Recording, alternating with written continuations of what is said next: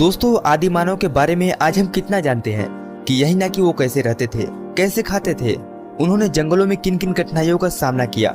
लेकिन क्या आप ये जानते हैं कि आदि मानव की कितनी प्रजातियां इस धरती पर मौजूद थी? दोस्तों, आपको बता दूं कि आज तक वैज्ञानिकों के पास इसका कोई सटीक जानकारी मौजूद नहीं है कि जिससे वो पता लगा पाए कि इस धरती पर आदि मानव की कितनी प्रजातियां मौजूद रही होंगी। क्योंकि दोस्तों, आज तक हम केवल उन्हीं प्रजातियों के बारे में जान पाए हैं जिनके अवशेष हमारे पास मौजूद है।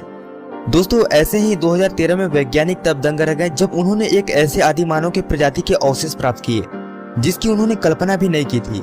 जी हाँ, हम बात करेंगे एक ऐसी आदि मानव प्रजाति के बारे में जिसके बारे में शायद ही आपने कभी सुना होगा। साथ में हम ये भी जानेंगे कि वो कैसे दिखते थे, कैसे रहते थे, उनका विकास कैसे हुआ। तो इन सभी बातों को जानने के लिए वीडियो के बिल्कुल अंत तक हमारे साथ बने रहिएगा। हम बात करेंगे आदि मानव की एक ऐसी प्रजाति के बारे में जिसे आज हम होमो नैलिडी के नाम से जानते हैं। दोस्तों, होमो नैलिडी प्रजाति के अवशेष 2013 में साउथ अफ्रीका के राइजिंग स्टार केव में खोजा गया था। वैज्ञानिकों के अनुसार आदि मानव की यह प्रजाति प्लेस्टोसीन काल के मध्य में यानी कि लगभग 2 से 3 लाख साल पहले के बीच में मौजूद थी। इनके अवशेष के 737 अलग अलग टुकड़े खोजे गए थे। दोस्तों, इस गुफा में होमो नैलिडी के 15 जीवाश्म मिले थे, जिनमें से कुछ मैच्योर थे तो कुछ एडल्ट भी शामिल थे। लेकिन हैरानी तो तब होती है कि आखिर इनके जीवाश्म गुफा के इतने अंदर तक पहुंचा कैसे। क्योंकि दोस्तों, हम आपको बता दें कि गुफा के जिस स्थान से यह जीवाश्म प्राप्त हुई थी, यह स्थान गुफा के 80 मीटर अंदर मौजूद है। दोस्तों, कई रिसर्चर ने इसके बारे में कई रिसर्च की, लेकिन आज तक यह पता नहीं चल पाया कि यह आखिर उतने गहराई में पहुंची कैसे। दोस्तों, केवल हमारे पास थ्योरी ही मौजूद है। हो सकता है कि ये किसी खतरनाक जानवरों के शिकार बन गए हो, क्योंकि उस जमाने में अफ्रीका के जंगलों में कई खतरनाक जानवर मौजूद रहे होंगे जिसे शायद आज तक हम नहीं जान पाए हो। अब दोस्तों, बात करेंगे कि ये आखिर दिखते कैसे थे।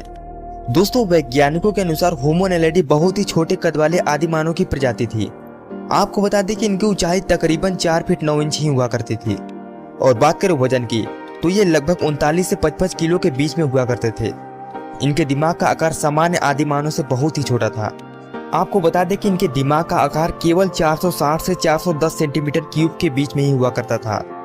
वहीं अगर बात करें होमो इरेक्टस की तो उनके दिमाग का साइज औसतन 950 सेंटीमीटर क्यूब हुआ करता था।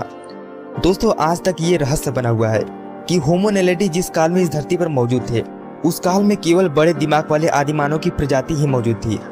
तो आखिर कैसे इन्होंने सरवाइव किया, ये कोई नहीं जानता। आपको बता दें कि छोटे दिमाग वाले आदि मानव की प्रजाति बहुत ही पहले विलुप्त हो चुके थे। दोस्तों, वैज्ञानिकों के अनुसार होमो नैलिडी एस्ट्रेलोपिथेकस और अन्य होमो प्रजाति के हाइब्रिड हो सकते हैं, क्योंकि दोस्तों इनके कंधों की बनावट एस्ट्रेलोपिथेकस प्रजाति से मैच खाती है और हाथों और पैरों का आकार अन्य होमो प्रजाति की तरह है। दोस्तों, वैज्ञानिकों के अनुसार यह 2 पैरों पर चलने में सक्षम थे और लंबी दूरी भी आराम से तय कर सकते थे। इनकी लंबी अंगुली की बनावट ये भी दर्शाती है कि ये पेड़ों पर चढ़ने में सक्षम थे और इनके दांत कुछ इस तरह है कि जिससे वह पौधों के जड़ें या मांस खा सकते थे।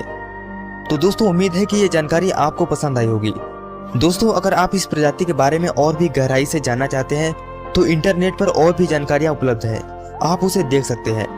दोस्तों, बस आपसे एक ही रिक्वेस्ट है कि अगर आप इस चैनल पर नए हैं तो इसे सब्सक्राइब कर लीजिए, क्योंकि ऐसे ही रोचक जानकारी आपको मिलती रहेगी।